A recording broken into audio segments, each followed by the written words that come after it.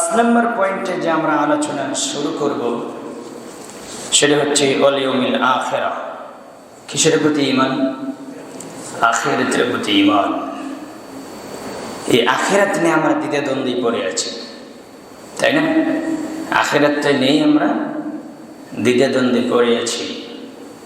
বহু মানুষের চিন্তা থেকে কোন আমল থেকে শুনতেছি ইমাম সাহেবরা বলে কিয়ামত ঘটবে, পরকাল হবে, বিচার নেশার হবে, হিসাব হবে। কই? দাদা গেল, দাদি গেল, কত কি গেল, কই? পৃথিবীতে ধ্বংস হয় না। বেশি এরকম হচ্ছে মানুষের না। এই জন্য মানুষের কুকর্ম, মানুষের অন্যায়, ব্যভিচার, আত্মসাৎ, দুর্নীতি, পাপ জর্জরিত করে আছে। মানুষ সেই পরকালকে বলে গিয়েছে। কিছু মানুষ বিশ্বাস করে পরকাল হবে, তার কর্ম বলছে সে পরকালকে স্বীকার করে না। ও বলছে পরকাল বিশ্বাস করলাম, কিন্তু আর কর্ম বলছে পরকালকে কি করে না, বিশ্বাস করে না। মুখ দিয়ে বলছে কিন্তু আসলে তার কর্ম অস্বীকার করছে, সে পরকাল বলতে কিছু মানে না। যে 5 নম্বর হচ্ছে ঈমানের বিষয়বস্তু হচ্ছে পরকালের প্রতি ঈমান। এটা ঈমানের এমন মৌলিক জিনিস যে মৌলিক জিনিসের উপরে পুরো ইসলাম নির্ভরশীল। যে মৌলিক জিনিসের উপরে পুরো ইসলাম কি নির্ভরশীল। আপনি দুনিয়াতে যা কিছু দেখছেন সবগুলো কি পরকালের উদ্দেশ্য না পরকালের বাইরে?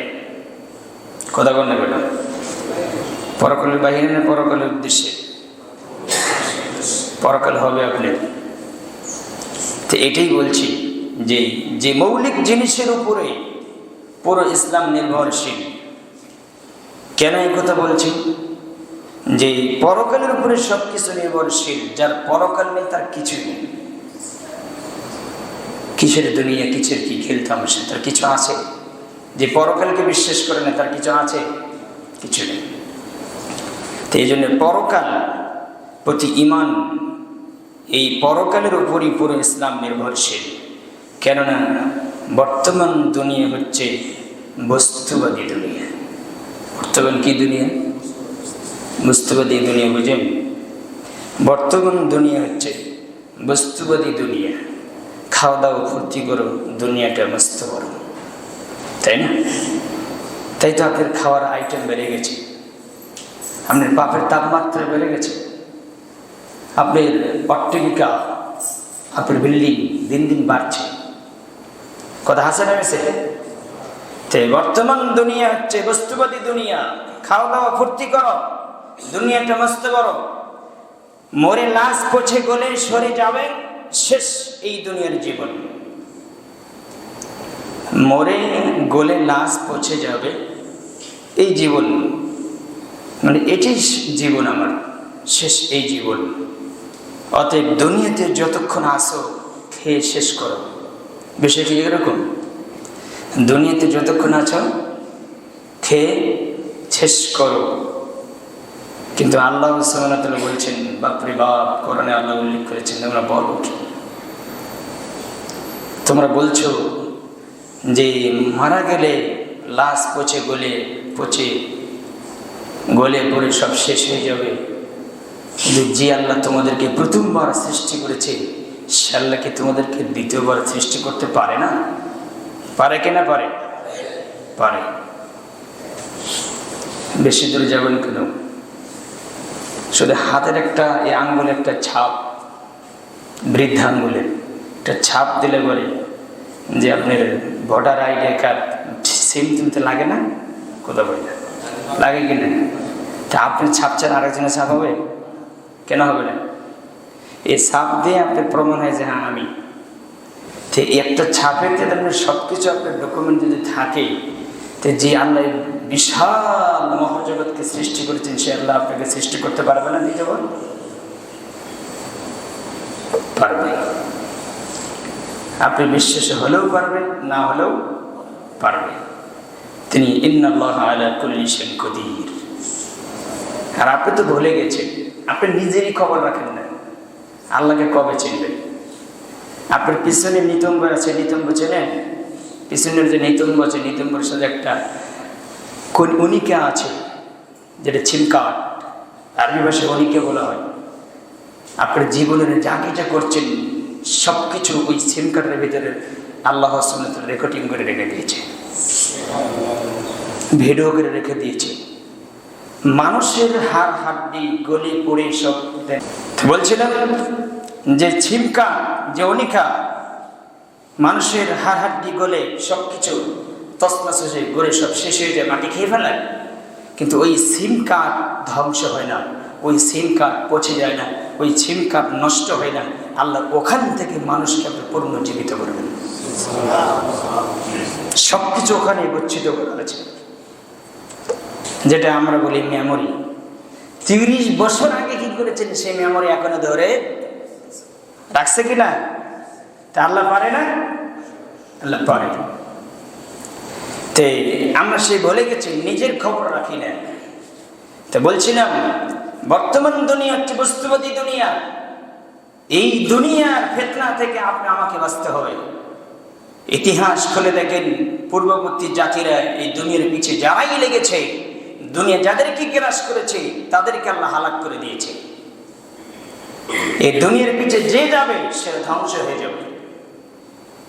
আজকে আমরা সেই দুনিয়ার পিছে লেগে গেছি, দুনিয়ার খেলতামশালে ব্যস্ত। আমরা দুনিয়ার বিজনেস, দুনিয়ার ইনকাম নিয়ে আমরা খুব ব্যস্ততা, এত ব্যস্ততা। যারা একটু জেগেই 5 মিনিট কোরআন হাদিসের আলোচনা করবো, একটু বসে, ভাই আমার সময় নেই, সময় নাই, আসলেই সময় নেই, এত ব্যস্ততা। মানে ও বুঝাচ্ছে যে মালাকুল মউত এসে মনে আমার কাছে ফিরে যাবে।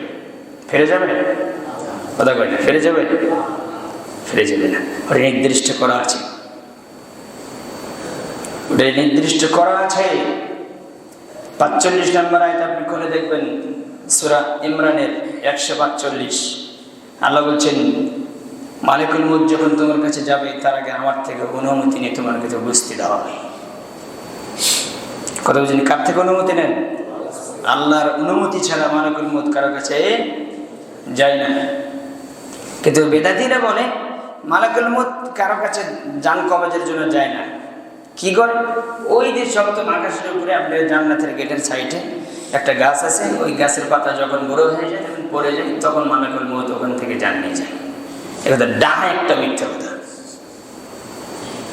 এরা এই মসজিদে এরকম মিম্বরের বক্তব্য দিচ্ছে। এগুলি থেকে বেঁচে থাকার চেষ্টা করবেন। প্রত্যেকটি ব্যক্তির কাছে মালাকুল মউত মাথার কাছে উপস্থিত হয়। তার ক্ষমতা আর আপনার ক্ষমতা, দুইজনের ক্ষমতা কি এক নেই? কথা বলেন, এক। কারণ রাসূল সাল্লাল্লাহু আলাইহি ওয়াসাল্লাম বলেছেন, হেদায়েতের নেহায়াত 2য় খণ্ডে এসেছে যে সারা পৃথিবী মালাকুল মউতের কাছে দস্তরখানের মতো। কথা বুঝেননি? মালাকুল মউতের কিসের কাছে? কিসের মতো? দস্তরখানের মতো। তাহলে সে কত বড় আপনি ভাবেন? তার পা জমিনে, তার মাথা আসমানে, আপনি জানেন না। কিন্তু মালাকুল মউতের মৃত্যু ব্যক্তির কাছে, আপনি মুমূর্ষু ব্যক্তির কাছে 2 ক্যাটাগরিতে ফেরেশতা আছে, মালাকুল আযাব, মালাকুল রহমা। রহমতের ফেরেশতা, আযাবের ফেরেশতা। যার কাছে যে বেঈমান তার কাছে ভিন্ন রূপ ধরে আসে, আর যে পরেজগার নেককার মানুষ তার কাছে ভিন্ন রূপে আসে। সবার কাছে এই কথাগুলো কোরআনে ভরপুর করে দেখেছেন। আফানা জাল মুসলিমিন, আল্লাহ বলছেন যে মুসলিম তার সাথে আর যে বেঈমান মুজরিম, যে পাপিষ্ঠ, তার সাথে কি একই আচরণ আমি আল্লাহ করব? কাইফা তাহকুম, তোমরা কি করে ধারণা করলে? এটা কি করে বুঝে নিলে? তুমি আজীবন বেঈমানি করেছো আমার দ্বীনের সাথে, আমি আল্লাহর সাথে, আমি আল্লাহর কথার সাথে, আমি আল্লাহর হুকুমের সাথে, আর তোমার সাথে একই আচরণ করব। আর যে আমার বিধিবিধান মেনেছে, আমার সাথে আমার বিধান মেনে চলেছে, তার সাথে একই আচরণ করব? কখনো নয়, এটা কখনো হবে না। এ কথাগুলো কোরআনে ভরপুর করে দিয়ে রেখেছে। তো বলছিলাম বর্তমান দুনিয়া হচ্ছে বস্তুবাদী দুনিয়া। এই দুনিয়া থেকে আপনাকে বাঁচতে হবে, এই দুনিয়াকে পিছে ফেলে দিতে হবে। যারা দুনিয়ার পিছে বেশি ছুটছে, দুনিয়ার ব্যস্ততার ভিতরে বেশি আছে, আপনি মনে রাখবেন আল্লাহ ওকে দুনিয়ার ব্যস্ততা দিয়ে আল্লাহর স্মরণ থেকে ওকে ভুলে দিয়েছে। আর আল্লাহর পক্ষ থেকে এটাই ওর জন্য শাস্তি, দুনিয়ার শাস্তি, পরকালে তো আছে। আল্লাহ তোমাদের বোঝার এবং মানার তুমি তৌফিক দান করো। এক আনসারী সাহাবী এবং তার মা দুইজনে বাড়ি ঠিক করতেছে। বাড়ি মানে একটা তাঁবু ছিল, তাঁবুর বাতাসে এসে সব এলোমেলো হয়ে গেছে, যে সেই তাঁবু দুজনে ঠিক করতেছে মা বেটা। তো রাসূল সাল্লাল্লাহু আলাইহি ওয়াসাল্লাম সেই পাশ দিয়ে চলে যায়, যেতে জিজ্ঞেস করি কি বাবা তোমরা মা বেটা কি করো? বলছে যে ইয়া রাসূলুল্লাহ সাল্লাল্লাহু আলাইহি ওয়াসাল্লাম, আমাদের কি বাড়ি, এই বাড়ির যে চতুর্দিকে যে বেড়াটা আছে, প্রাচীর আছে, যে কাপড় দিয়ে যে তাঁবু দেওয়া আছে চামড়ার, যে এটা আমাদের একটু এলোমেলো হয়ে গেছে, ঠিক করতেছি। তখন রাসূল সাল্লাল্লাহু আলাইহি ওয়াসাল্লাম বলছেন যে তোমরা এই সুযোগটা কি করে পেলা যে এই বাড়ি ঠিক করা? আমি দেখছি বাড়ি ঠিক করে চাইতে তোমাদের দুজনের কাছে মৃত্যু তার চাইতে কাছে। মনে বুঝাতে পারিনি এই বাড়ির চাইতে এটা ঠিক করে যতটুকু সময় পেয়েছো তার চাইতে কি কাছে? মৃত্যু কাছে আমি দেখতে পাচ্ছি। এই সময়টুকু তুমি কি করে পালে? আর আমরা কি করতেছি দেখেন, আমাদের অবস্থা তো দেখছেন। মাঝে মাঝে কিছু মুসল্লিকে বললে যে কেমন আছেন, আলহামদুলিল্লাহ মুখতে বের হয়, মানে বলতে চায় যে আমার অবস্থা বালতি, বালতি মানে আমার মুখ বড় আরো লাগবে। বালতির কি মুখ বড় না, আর কিছু ধরবে তো, এটা বুঝাতে চায়। আল্লাহ বলছেন আলহাকুমুত তাকাসুর হাত্তা যুরতুমুল মাকাবির, ধন সম্পদের প্রতিযোগিতা, অর্থ সম্পদের প্রতিযোগিতা কতদিন পর্যন্ত? হাত্তা যুরতুমুল মাকাবির, এই আদম সন্তানের মুখে এবং মুখে শরীরের উপর মাটি না পর্যন্ত ওর চাহিদা করবে না। এটাই বাস্তব। ওকে যতই দেন আপনি, ওর চাহিদা করবে না। এই প্রতিযোগিতায় এই আয়াতটি শুধু তাদের জন্য নাযিল করেছিলেন, আমাদের জন্য, আমাদের জন্য। তো বস্তুবাদী দুনিয়া, এই দুনিয়া থেকে আপনাকে বাঁচতে হবে, পরকালের প্রতি পূর্ণাঙ্গ দৃঢ় বিশ্বাস আপনাকে রাখতে হবে এবং ধরে রাখতে হবে, মজবুত আকারে ধরে রাখতে হবে। পরকালের বিষয় যার ভিতরে সন্দিহান ঢুকবে, এখনই কেন মৃত্যু হবে, সময় তো আছে, আমার বাবার 70 বছর বেঁচেছিল, আমি তো 60 বছর বাঁচবো। তো এই মানুষ পরকালের সুখ শান্তিতে থাকবে এরকম আশা করা যায় না। মানে ওর কথাবার্তাই ভালো না, ও যে কোনো মুহূর্তে, কারণ এখন বর্তমান হঠাৎ মৃত্যুর সংখ্যা বেশি। এই সপ্তাহের ভিতরে আমি আপনাকে কয়জনের কথা বলব যে নেতা সাহেব আমেরিকার মানে বিএনপির নেতা ছিলেন বগুড়া জেলার ভিতরে, যখন তিনি সন্ধ্যার টাইমে মাগরিবের আগে বলছেন যে আমার বুকে ব্যথা, একবারে সুস্থ মানুষ, কোনো সমস্যা নেই, যে আমার একটু বুকে ব্যথা, এই বুকে ব্যথা বলতেই বলছে আমার একটু খারাপ লাগতেছে, এই বলতে আপনার সেনজিতে চলছে, ডাক্তারের কাছে নিয়ে, ডাক্তারের কাছে না বসতে সে মারা গেছে। তারা জানা যায় অসংখ্য মানুষ, কত নেতা, কোনো নেতা তো 5 মিনিট কবরে যে সহযোগিতা করলো না, কথা বলে না, গেছিল, গেছে, সহযোগিতা করতে পারবে? আপনার এক কথাই আপনি ধরে নেন যে সকাল সন্ধ্যায়, সকালে আপনারা দুইজন, সন্ধ্যায় আপনি একা, এটা মাথায় রাখেন। দিন শেষে আপনি একা, আপনার সাথে কেউ নেই। যেই ছেলে, যেই মেয়ে, যেই পরিবারের জন্য হাড় ভাঙা পরিশ্রম করছেন, আল্লাহ বলছেন ইয়াউমা লা ইয়ানফাউ মালু ওয়ালা বানুন, সেই স্ত্রী, সেই পরিবার, সেই ধন সম্পদ তোমার কোনো উপকার আসবে না। সেদিনকে স্মরণ করো যেদিন তোমার কোনো উপকার আসবে না। সূরা শুআরা 88 নম্বর আয়াত করবেন, সূরা লুকমান 33 নম্বর আয়াত করবেন। আল্লাহ বলছেন তোমার সন্তান কোনো উপকারে আসবে না, তোমার ধন সম্পদ কোনো উপকারে আসবে না, তোমার কোনো কিছু উপকার আসবে না, যারা পরিমাণ তোমার কোনো উপকার আসবে না। তুমি যতটুকু করেছো ততটুকু তুমি পাবা। এই আয়াতে বলছেন কুল্লু নাফসিন যায়িকাতুল মাউত, প্রত্যেকটি আত্মার মৃত্যুর স্বাদ আস্বাদন করতে হবে। আল্লাহ বলছেন ওয়া ইন্নামা তুওয়াফাউনা উজুরাকুম ইয়াওমাল কিয়ামা, প্রত্যেকটি মানুষকে কাল কিয়ামতের দিনে আমি আনা যতটুকু সে প্রাপ্য, আমি তাকে তা পরিপূর্ণভাবে তা পূর্ণ করে দেব। তো হিসাব করেন আপনি, কথাই আছেন, সে পরকালকে আপনি স্মরণ থেকে ভুলে গেছেন। পরকাল মানে সর্বক্ষেত্রে, সর্ব অবস্থায়, সব জায়গায় আপনাকে কাকে স্মরণ রাখতে হবে? আল্লাহকে স্মরণ রাখতে হবে। আমার একটা বিচার আছে, আমার পরকাল আছে, আমার ভবিষ্যতে জীবনে কি হবে এটা যে পরিকল্পনা করে তার দ্বারা কখনো অন্যায় হতে পারে না। বস্তুবাদী দুনিয়া থেকে আপনাকে বাঁচতে হবে। এই বস্তুবাদী দুনিয়ার তো কারণে আজকে মানুষ ক্ষমতা নেই, ধন সম্পদ নেই, তারপরে এবং দাপট নেই, অহংকার দাম্ভিকতা নেই, বাড়াবাড়ি করছে, ক্ষমতা নিয়ে ছিনিমিনি খেলছে বস্তুবাদী দুনিয়ার কারণে। আমি আপনাকে খিদে বোঝাই, এই যে গেল আপনার রবিবার সোমবারে বগুড়া আপনার স্টেশনে আপনার ঠনঠনের পরে 22 বছরের একটা যুবককে আপনাকে কুপিয়ে তাকে হত্যা করা হয়েছে। যশোরে একজন ছেলেকে, দুটো সন্তান, ছোট বাচ্চা, তাকে আপনার 4 টুকরো করে রাস্তায় ফেলে রাখা হয়েছে। কি কারণে বলেন দেখি? আমি আপনাকে বলছিলাম এখন আপনার টুপিদারি ঠিক আছে, কিন্তু আপনার অন্তর এখনো বিশুদ্ধ হয়নি, পরিপূর্ণ হয়নি। এই উভয় পক্ষে যে আমলিক বিরোধী দুই দলকে আপনি একবারে মন থেকে মুছে ফেলে দেন, এরা দুই দলই কয় ভাগ। এদেরকে যতই ধরবেন ততই শুধু কালি বের হবে। কথা হচ্ছে না?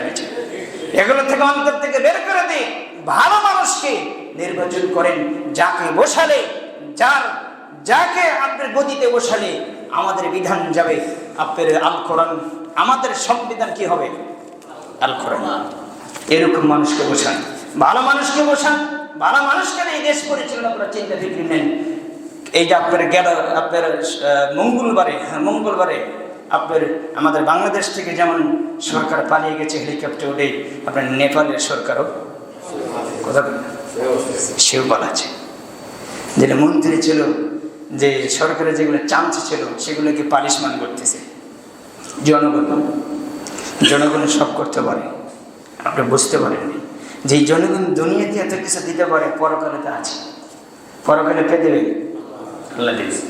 সূরা আপনি আহজাব খুলে দেখেন, সূরার নামই আহজাব, আপনি খুলে দেখবেন সূরা আহজাবের 42, 43, 44, 45, 47, 48 পর্যন্ত আপনার আয়াতগুলো খুলে দেখবেন। সূরা ফুরকানের 27, 28, 29 নম্বর আয়াতগুলো খুলে দেখবেন আল্লাহ ওখানে কি বলেছে। কোরআনের কাছেই তো আপনি যান, আর আপনাকে মুসলিম বলতে ভাবতে অবাক লাগে যে কোরআন বোঝে না, যে কোরআন জানে না, যে জীবনে কোরআনের কাছে 5 মিনিট সময় ব্যয় করে না, ও মুসলিম কোনোদিন হতে পারে না। ওকে মুসলিম বললেই আপনাকে বাবাই আপনাকে অবাক হবে। একে মুসলিম বলা যাবে না, একে মুসলিম বললে আপনার কষ্ট হবে, কারণ এই ব্যক্তিদের দ্বারাই সর্ব ধরনের অন্যায় হওয়া সম্ভব। এদের থেকে আপনাকে দূরে থাকতে হবে। এই বস্তুবাদী দুনিয়া থেকে আপনাকে বেঁচে থাকতে হবে। বলছিলাম দুনিয়ার সফলতা আসল সফলতা নয়, দুনিয়ার ব্যবসা আসল ব্যবসা নয়। সবচেয়ে ব্যবসা হচ্ছে, উত্তম পাওয়ার ব্যবসা হচ্ছে আল্লাহর সাথে ব্যবসা করে লাভবান হওয়া। কার সাথে? আল্লাহর সাথে ব্যবসা করে লাভবান হওয়া, এটাই হচ্ছে মূল ব্যবসা। আল্লাহর সাথে ব্যবসা মানে আল্লাহ যা যেদিকে আপনাকে ডাকছে সেটাকে সাড়া দেওয়া, তার আনুগত্য করা, তার দাসত্ব করা, তার গোলামি করা, তাহলে আপনি এখান থেকে বাঁচতে পারবেন। কারণ আল্লাহ সুবহানাহু ওয়া তাআলা বলছেন, ফামান যুহজিয়া আনিন নারি ওয়া দুখিলা জান্নাতা ফাকাদ ফাজ। ওই ব্যক্তি সফল, দুনিয়ার সফলতা সফল নয়, ওই ব্যক্তি সফল যে ব্যক্তিকে কিয়ামতের দিনে জাহান্নাম থেকে মুক্তি করে দেওয়া হবে এবং জান্নাতে প্রবেশ করানো হবে। আল্লাহ সুবহানাহু ওয়া তাআলা বলছেন সে হচ্ছে মূল সফল। দুনিয়ার লাভ লস এটা সফলতা নয়। আজকে আপনার লস হয়েছে, আগামীকাল আপনার আশা আছে ইনশাআল্লাহ লাভ হবে, কিন্তু পরকালে যদি আপনি লস খেয়ে যান, আপনি আজীবন আপনাকে ভুগতে হবে, আমি লাভবান আর হতে পারবো না। এই কথা আল্লাহ সূরা তাগাবনের 9 নম্বর আয়াতে বলছেন, পৃথিবীর মানুষ শুনে রাখো, পরকালে যে লাভবান হবে সে হচ্ছে আসল লাভবান, আর পরকালে যে ক্ষতিগ্রস্ত হবে ও হচ্ছে আসল ক্ষতিগ্রস্ত, সুস্পষ্ট ক্ষতিগ্রস্ত। ওকে মুক্তি পাওয়ার রাস্তাও কোনোদিন খুঁজে পাবে না। এই জন্য আপনাকে আমাকে মনে রাখতে হবে যে পরকালকে ঠিক রেখে আপনাকে চলতে হবে। তা আল্লাহ বলছেন, ওমাল হায়াতুদ দুনিয়া ইল্লা মাতাউল গুরুর। আল্লাহ সুবহানাহু ওয়া তাআলা বলছেন, কেননা এই পার্থিব জীবনটাই হচ্ছে ছলনা, খেলতামাশার বস্তু। আপনার আমার দুনিয়া কেমন?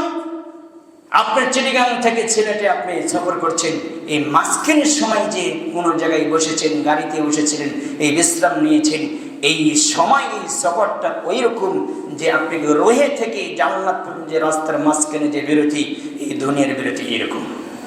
এটা সফর, আপনি কিছুদিনের জন্য আছেন। একজন রাস্তার পথিক রাস্তায় চলছে, চলতে চলতে বিশ্রাম নিচ্ছে রাস্তার মাঝখানে। এই সফরটা হচ্ছে এরকম যেরকম একজন ব্যক্তি রুহে থেকে জান্নাত পর্যন্ত মাঝখানে যে বিরতি, যে সফর, এই সফরটা এরকম।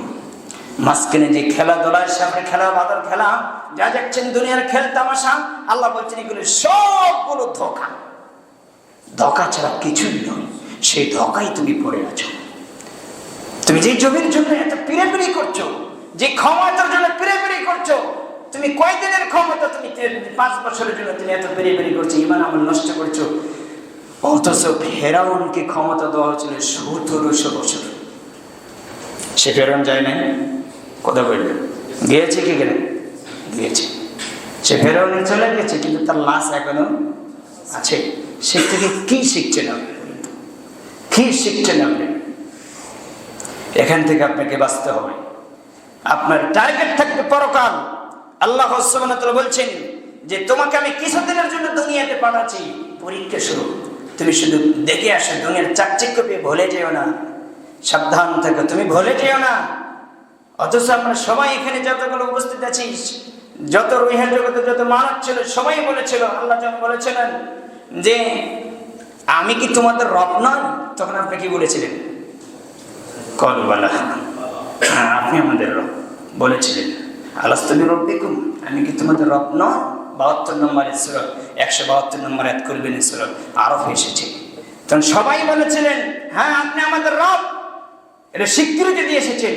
তো এই জমিন এসেছে, আপনার রব হয়ে এসেছে আপনার নেতা, রব হয়েছে আপনার বাবা, রব হয়েছে আপনার ক্ষমতা, রব হয়েছে আপনার ব্যক্তিগত জীবন, রব হয়েছে আপনার অন্ধ অনুসরণ। সে রব, আসল রব কোথায়? তাকে ভুলে গেলেন কেন? আল্লাহ তোমাদের বোঝার মানব তুমি তৌফিক দান করো। বলছিলাম যে পরকালের জীবন হচ্ছে আপনার আসল জীবন। রাসূল সাল্লাল্লাহু আলাইহি ওয়াসাল্লাম বলছেন আল কাইসু মান দানা নাফসা ওয়া আমিলা লিমান বাদাল মাউত। ওই ব্যক্তি হচ্ছে বুদ্ধিমান যে ব্যক্তি পরকালের জন্য আগে ভাগে প্রস্তুতি নেয়। ওই ব্যক্তি হচ্ছে বুদ্ধিমান যে ব্যক্তি পরকালের জন্য আগে ভাগে প্রস্তুতি নেই। কি প্রস্তুতি নেই? যে মৃত্যুর পরে আমার একটা জীবন আছে, যে জীবনের শুরু আছে, শেষ নেই। আল্লাহ এই কথা কোরআনে উল্লেখ করেছেন, ইন্নামা ইয়াখশাল্লাহ মিন ইবাদিহিল উলামা। ওই ব্যক্তি হচ্ছে বুদ্ধিমান যে ব্যক্তি হিসাব করে, আগে ভাগে নিজেকে প্রস্তুত করে রাখে যে আমার একটা জীবন আছে, যে জীবনে শুধু জিজ্ঞাসা হবে, কিন্তু আল্লাহ বলবে না কেন করলে না। শুধু হিসাব হবে, জিজ্ঞাসা হবে, কিন্তু আপনাকে সময় দেওয়া হবে না যে আরেকবার তুমি যাও করে আসো। সময় দেবে? আর হবে না। এ হচ্ছে বুদ্ধিমান। এরাই চালাক মানুষ, এরাই আল্লাহকে বেশি ভয় করে, যারা পরকালের জীবন নিভাবে। যেমন সাহাবারা ভেবেছিলেন, নবী রাসূল ভেবেছিলেন। আপনি একটা ভেবে দেখেন তো, যতগুলো নবী রাসূল ইতিহাস আপনাকে খুলে দেবেন, মরার আগ পর্যন্ত আপনার সময় থাকলো। আমার মরার আগ পর্যন্ত সময় থাকলে আপনাকে আমি সময় দিলাম যে আপনি একটু ভেবে দেখবেন কোন নবী ছেলেমেয়ের জন্য অট্টালিকা, জমি জায়গা, বিঘে বিঘে পাখি পাখি জমি জায়গা কিনে দিয়ে গেছে। একটা দলিল প্রমাণ করবেন, পেশ করবেন। কোন সাহাবী সন্তানদের জন্য অট্টালিকা, বিল্ডিং বানিয়ে দিয়ে গেছে, বা অমুক জায়গায় দামি জায়গা কিনে দিয়ে গেছে? একটা প্রমাণ পেশ করবেন। পারবেন? পারবেন না। কারণ তারা তাকদীরকে বিশ্বাস করে। তারা জানে যে আমি যেই তাকদীর নিয়ে এসেছি, আমার ছেলেকে ওই তাকদীর দিয়ে আল্লাহ পাঠাবে, এটা তারা বিশ্বাস করেছে। কিন্তু আজকে আমরা এত গর্ধব গাদা হয়ে আছি, নিজেকে জাহান্নামে দিয়ে ছেলের জন্য, যেই ছেলের নামাজ নেই, দিন নেই, ধর্ম বোঝে না, ও সারাদিন দাঁড়িয়ে থেকে পেশাব করে, সালাতের কাছে যায় না, হালাল হারাম বোঝে না, তাগুতের সাথে জড়িত, আপনার তারপরে শিরকের সাথে জড়িত, রাজনীতির সাথে, নোংরা রাজনীতির সাথে জড়িত। এই গণতন্ত্র রাজনীতি নোংরা, এখান থেকে আপনাকে বেঁচে থাকতে হবে। এই রাজনীতি যতদিন থাকবেন ততদিন আপনাকে জাহান্নামে ভুগতে হবে, দুনিয়াতেও পরকালেও। রাজনীতি জায়েজ, কোরআন হাদিস অনুযায়ী রাজনীতি জায়েজ, কোরআন হাদিস রাজনীতি করবেন, তবে গণতন্ত্র রাজনীতি নয়।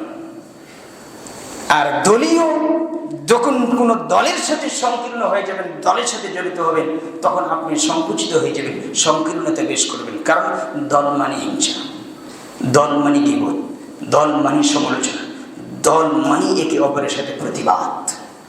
এগুলো থেকে বেঁচে থাকার চেষ্টা করবেন। আমি বলছি যে ইসলামী যে আমাদের যে আপনাদের যে সংগঠন জমিয়তে আহলে হাদিস, সুবহানে আহলে হাদিস, তারপরে যুব সংখ্যা, তারপরে আরো অনেক কিছু দল বের হয়েছে না, আমি বলছি না দল করা হারাম, এটা আমি বলছি না, এই সংগঠন করা হারাম আমি এটা বলছি না। তবে আল্লাহর নবী সাল্লাল্লাহু আলাইহি ওয়াসাল্লাম এইভাবে সংগঠন করেন নাই, এইভাবে তিনি দাওয়াত দেন নাই। তবে জায়েজ, কারণ সংগঠনে দাওয়াত দিলে একটু শক্তিশালী হয়ে যায়, প্রভাব কাটে, তাই না? কিন্তু দল মানে যেই দল করার কারণে হিংসা প্রতিবাদ আসতেছে, যে দলের কারণে আরেক দলকে ছোট চোখে দেখছে, এটা হারাম, এটা থেকে বেঁচে থাকতে হবে। মুহাম্মদ সাল্লাল্লাহু আলাইহি ওয়াসাল্লামকে বলছে, জিবরিল এসে বলছে আল্লাহ পাকের জন্য জিজ্ঞেস করে, মুহাম্মদ আপনার সাথে কে দাওয়াত দিতে এসেছে, দাওয়াতের কাজ করছেন, কে আপনি, আপনার সাথে কে আছে? আমার সাথে কেউ নেই, আমি, আবু বকর আর যায়েদ বিন হারিস। কই রাসূল সাল্লাল্লাহু আলাইহি ওয়াসাল্লাম সংগঠনে নিয়ে দাওয়াত করতে যাননি। তা রাসূল সাল্লাল্লাহু আলাইহি ওয়াসাল্লামকে জিজ্ঞেস করলেন আপনার সাথে কে? তায়েফের ময়দানে গিয়েছেন, কয়জনকে নিয়ে? কথা বলেন, একাই গিয়েছেন। কে? আমি একাই। কই? তার মানে কি এর দ্বারা এটাই সুন্নাহ, এটাই উত্তম যে যতটুকু হক জানেন ততটুকু আপনি সেখান থেকে হকের দাওয়াত প্রচার করেন। যখনই আপনি সংগঠনের সাথে জড়িত হবেন, যেই সংগঠন আরেক সংগঠনকে দেখতে পারে না, এটা সংগঠন হতে পারে না, এখান থেকে আপনাকে বেঁচে থাকতে হবে। এই হিংসা থেকে, প্রতিবাদ থেকে, বিদ্বেষ থেকে আপনাকে বেঁচে থাকতে হবে। আজকে আমরা এই বিদ্বেষে পরিপূর্ণ না? আজকে আমাদের সফলতা কেন আসে না? যে করে না, যে সংগঠনের সাথে জড়িত না, যেই সংগঠনের সাথে জড়িত সে ওই সংগঠন ওকে দেখতে পারে না, আর এরা মনে করে যে এটাই সঠিক, ওই সঠিকে নেই, কারণ ওদের দলের সাথে জড়িত না। বিষয় কি এরকম না? এরকম তো বিষয় নেই। তবে জায়েজের জায়গায় যদি আপনি পাপে লিপ্ত হন, তাহলে আপনাকে জাহান্নামে যেতে হবে, নিশ্চিত থাকেন। আল্লাহ তুমি বোঝানোর মানে তুমি তৌফিক দান করো, আল্লাহ। বলছিলাম ওই ব্যক্তি বুদ্ধিমান যে ব্যক্তি পরকালকে ভাবে, পরকালকে চিন্তা করে। রাসূল সাল্লাল্লাহু আলাইহি ওয়াসাল্লাম বলেছেন যে আনসার ইবনে সাদ থেকে বর্ণিত, তিনি বলেন قال رسول الله صلى الله عليه وسلم لو كانت الدنيا تعدل عند الله جناح بعوضة ما سقى كافرا منها شربة। আল্লাহ রাসূল সাল্লাল্লাহু আলাইহি ওয়াসাল্লাম বলেছেন, সাহেল ইবনে সাদ বর্ণনা করেন, তিনি বলেন আল্লাহ নবী সাল্লাল্লাহু আলাইহি ওয়াসাল্লাম বলেছেন দুনিয়ার মূল্য, দুনিয়ার দাম, দুনিয়ার মূল্য আল্লাহ তাআলার কাছে মাছের একটি পাকার সমতুল্য পরিমাণ যদি দাম হতো। আল্লাহ রাসূল বললেন, শোনো সাহাবীরা, এই দুনিয়াতে হীরা, মানি, মুক্তা, তেলের খনি, কয়লার খনি, স্বর্ণের খনি, যত কিছু দেখছো দামি জায়গা, কারণ মাঝারি যেই জায়গা দামি, আবার দেখবেন আপনার বিমানবন্দরে যেই জায়গা তার চেয়ে দামি, সৌদি আরব যে রিয়াদ যে বলা হয় ওখানে ওই জায়গাটা দামি। যত দামি জায়গায় থাক না কেন, যা কিছু থাক না কেন পৃথিবীর জমিনে, আল্লাহর নবী বলছেন এই পৃথিবীর দাম যদি আল্লাহর কাছে একটা মাছির পাকার মতন দাম থাকতো, তাহলে আল্লাহর নবী বলছেন তাহলে এই জমিনে কোন কাফেরকে এক ঢোক পানি আল্লাহ পান করতে দিতেন না। তার মানে কি এই জমিনের যা কিছু আছে আল্লাহর কাছে কোনো দাম নেই। কিরকম দাম? একটা বাচ্চা যেমন নদীর পাড়ে বসে থেকে খেলে বালু দিয়ে ঘর বানায়, দেখেন না? বালু দিয়ে ঘর বানানো যখন খেলা শেষ হয়ে যায়, ঘরটা ভেঙে দিয়ে আসে, এই বাচ্চার কিছু ঘরের যতটুকু মূল্য নেই, দাম নেই, এই বিশাল পৃথিবী আল্লাহর কাছে তার চাইতে অনেক অনেক অনেক গুণ দাম কম, কোনো দাম নেই। অথচ এই দুনিয়ায় নিয়ে আমরা ব্যস্ত, এই দুনিয়া ছেড়ে মরতে চাই না, এই দুনিয়া ছেড়ে চলে যেতে চাই না। এই দুনিয়ার ভালোবাসা, দুনিয়ার ভালোবাসার কারণে আজকে আমরা সেই জিহাদ, সেই প্রতিবাদ, সে হকের দাওয়াত আমরা ভুলে গেছি, সে আসল জায়গার কথা আমরা ভুলে গেছি। অথচ মক্কার মদিনার জীবনে প্রত্যেকটি মাসে যুদ্ধ থেকে, জিহাদ থেকে তারা উঠতে পারেনি, যুদ্ধ লেগেই থাকছে। 500 বেশি আয়াত এসেছে জিহাদ করা, অথচ সেটা লেগেই থেকেছে। আর আজকে আপনার মুখ দিয়ে একটা হক কথা বের হয় না, এটাও বের হয় না। চোখের সামনে একজন মুসলিম ভাইকে টুকরো টুকরো করে, আর আপনি ফেসবুকে এটা ছেড়ে দেন, ব্যস্ত হয়, কিন্তু কিছু বলতে পারে না। তো এই মুসলিম কোন জায়গায় গিয়েছে? একে আপনি মুসলিম বলবেন? একে মুসলিম বলতে আপনার কষ্ট হবে, একে ভাবাই কঠিন। কেন হবে এটা?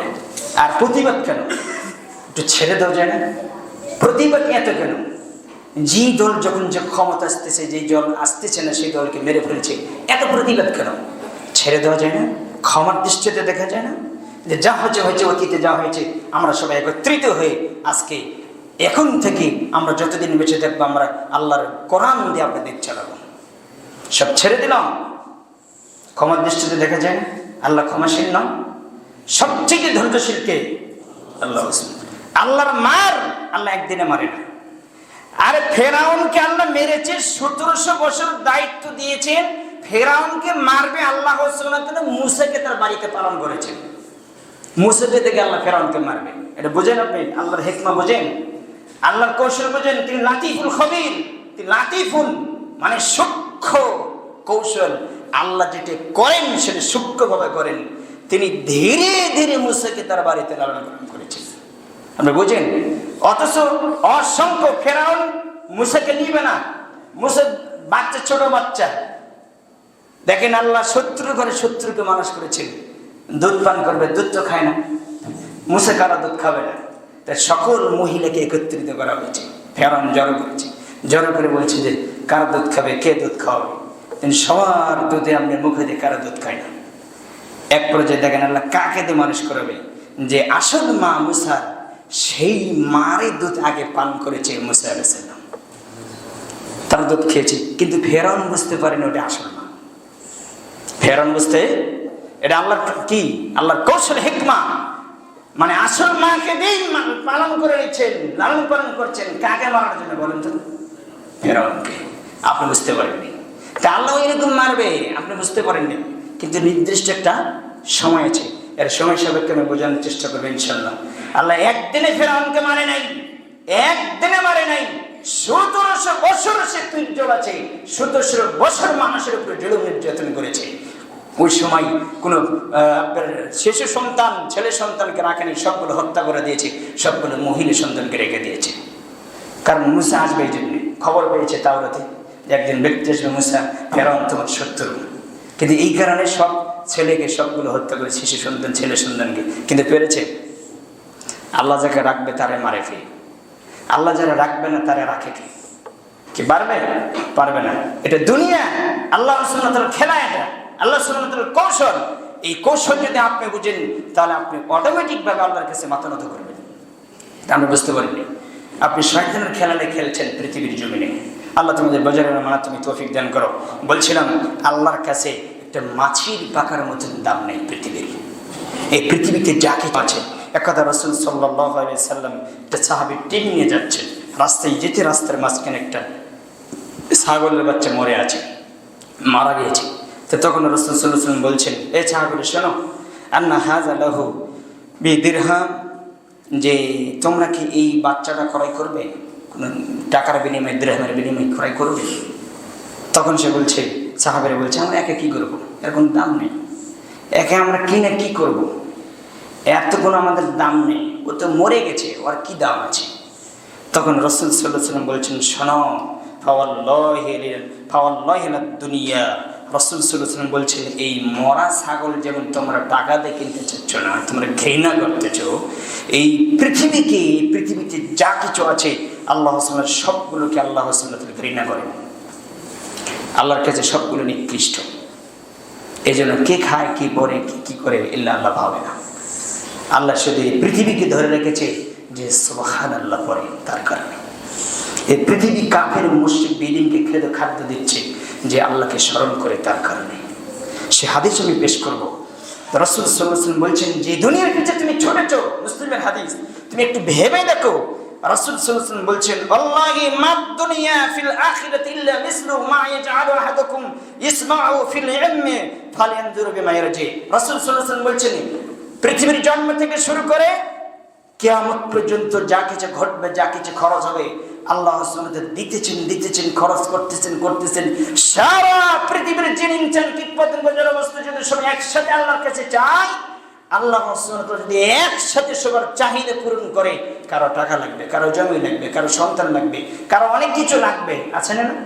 সবারই যদি হাজত আল্লাহ পূরণ করে দেয়, সব কিছু দিয়ে রাসূল সাল্লাল্লাহু আলাইহি সাল্লাম বলেছেন যে সমুদ্রে, মহাসমুদ্রের ভিতরে একটা আঙ্গুল বা সূচ ডোবালে সূচের সাথে কতটুকু পানি উঠে আসবে, যেমন সাগরের পানি কমতি হয় না, আল্লাহ রাসূল সাল্লাল্লাহু আলাইহি ওয়াসাল্লাম বলছেন, আল্লাহ তাআলা হাদিসে কুদসি সারা পৃথিবীর মানুষকে কিয়ামত পর্যন্ত যা কিছু লাগবে ব্যয় করার পরও তেমন আমি আল্লাহর ধনভাণ্ডার থেকে এতটুকু কমতি হয় না।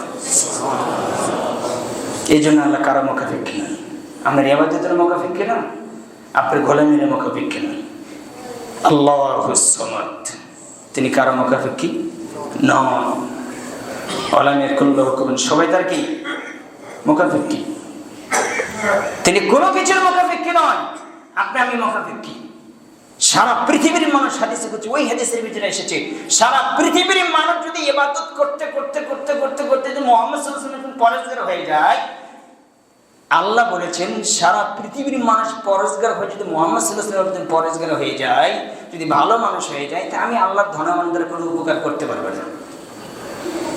আমার কথা বুঝেনি? সারা পৃথিবীর মানুষ যদি ইবাদত না করে কাফের, মুশরিক, বেদিন হয়ে যায়, খারাপ হয়ে যায়, তাহলে আল্লাহ সুবহানাহু ওয়া তাআলা বলছে আমার কোনো ক্ষতি করতে পারবে না। কি বুঝলেন? তার মানে আপনার ইবাদতের মুখাপেক্ষী আল্লাহ নন। কুল্লু নাফসিন বিমা কাসাবাত রহিনা, আল্লাহ বলছেন প্রত্যেকটি নফস তুমি নিজের জন্য দায়বদ্ধ। তুমি কেন ভালো করবে? তোমার জন্য, তুমি নিজেকে বাঁচার জন্য করবা।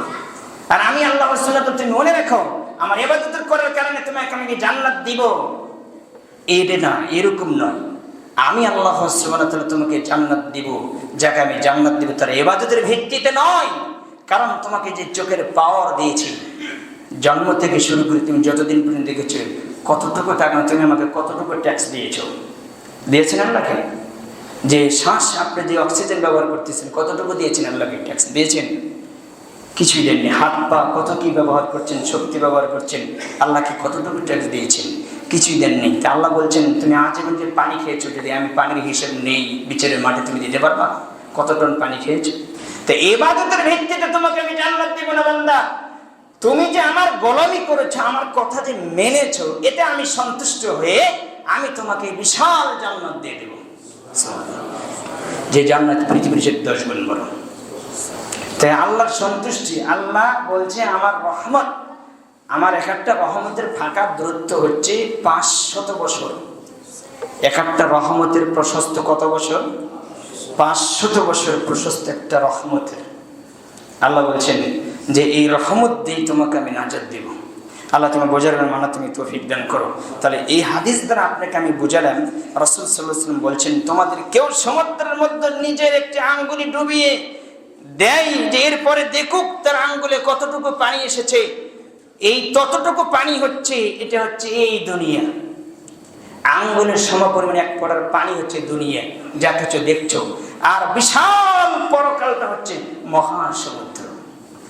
আল্লাহ বলছেন ওয়াইদা রাইতা সাম্মা রাইতা নাইমান মুলকান কাবীরা, 20 নম্বর আয়াত সূরা আপনার ইনসান, সূরা দাহার 76 নম্বর সূরা। আল্লাহ বলছেন যে ধন ভান্ডার, যে নিয়ামতের কথা বান্দা আমি কোরআনে উল্লেখ করেছি, তুমি কোরআন পড়ো, আমি বলছি ইকরা, তুমি পড়ে দেখো।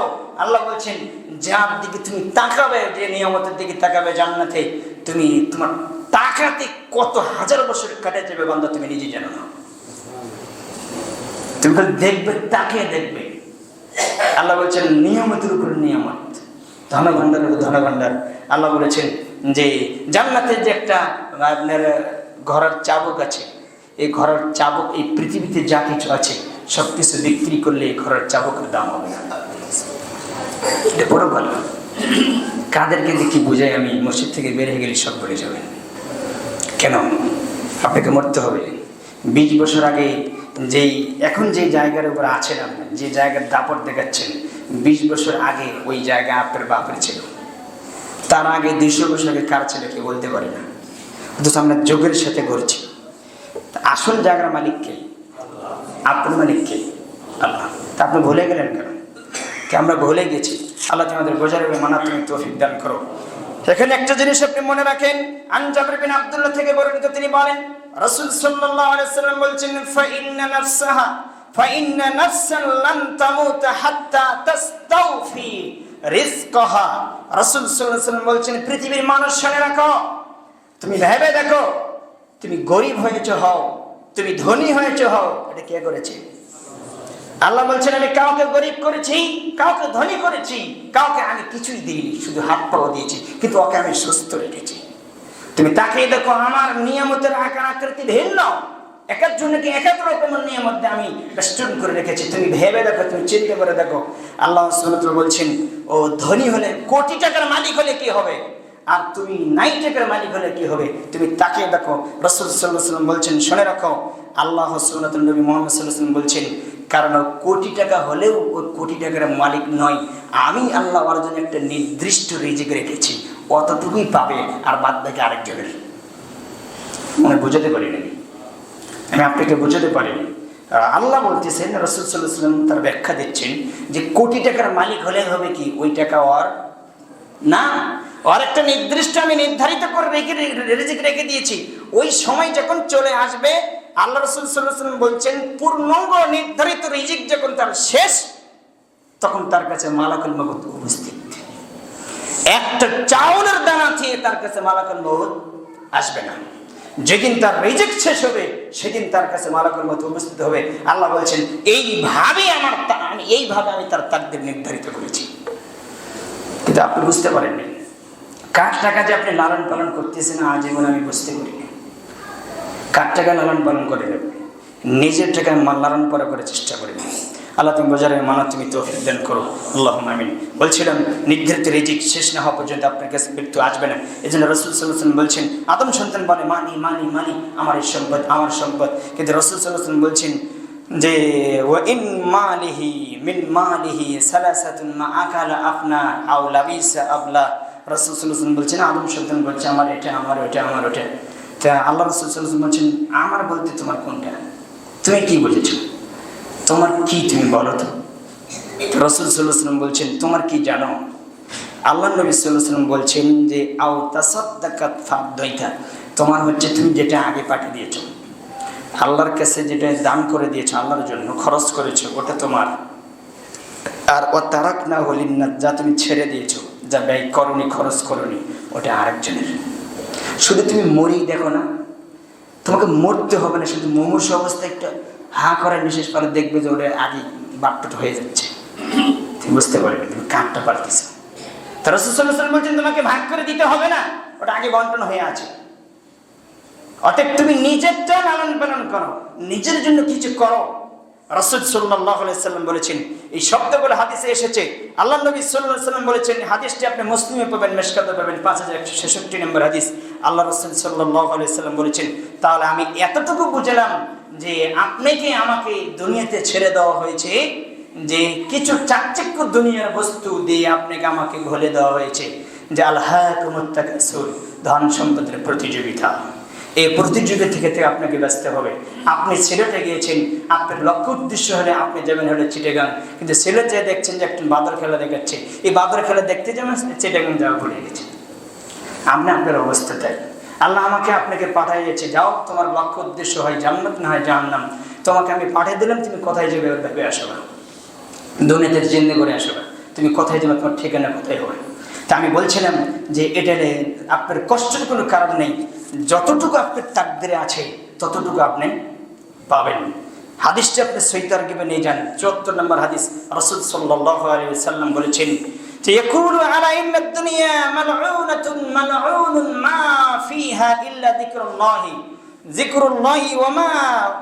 রাসূল সাল্লাল্লাহু আলাইহি ওয়াসাল্লাম বলেছেন যে এই জমিনে যা কিছু দেখছেন, ধন দৌলত, টাকা পয়সা, বাড়ি গাড়ি, যা কিছু দেখছেন, রাসূল সাল্লাল্লাহু আলাইহি ওয়াসাল্লাম বলছেন এগুলো সবগুলো হচ্ছে লানত প্রাপ্ত অভিশপ্ত জিনিস।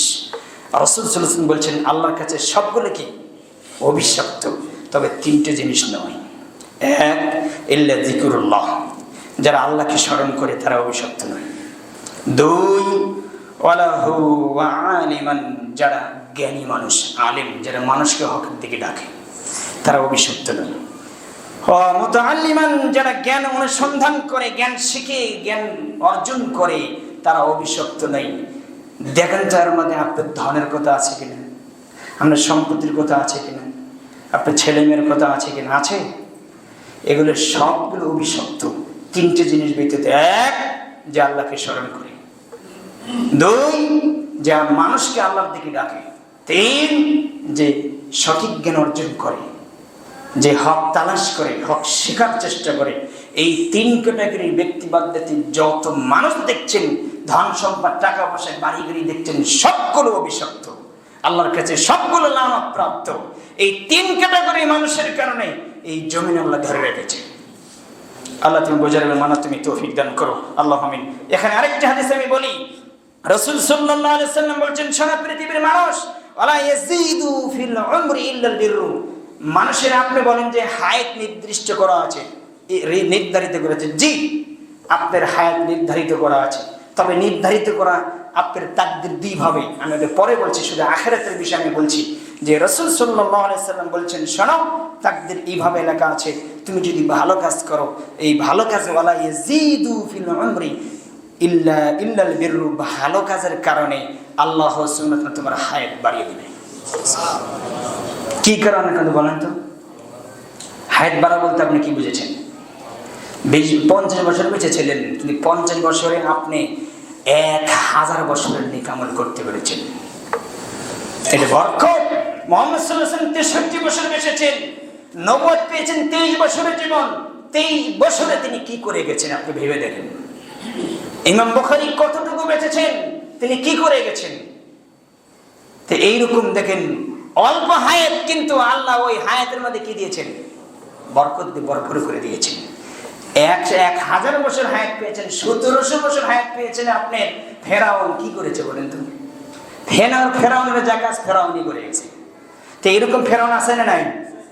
এই জমিনে ফেরাউন, ওই ফেরাউনকে যত হায়াতই দেন ওই ফেরাউনই থাকবে, অতএব ও ভালো হবে না। এই জমিনে এখনো আছে সেই ফেরাউনগুলো। আল্লাহ তোমাদের বোঝার মানা তুমি তৌফিক দান করো।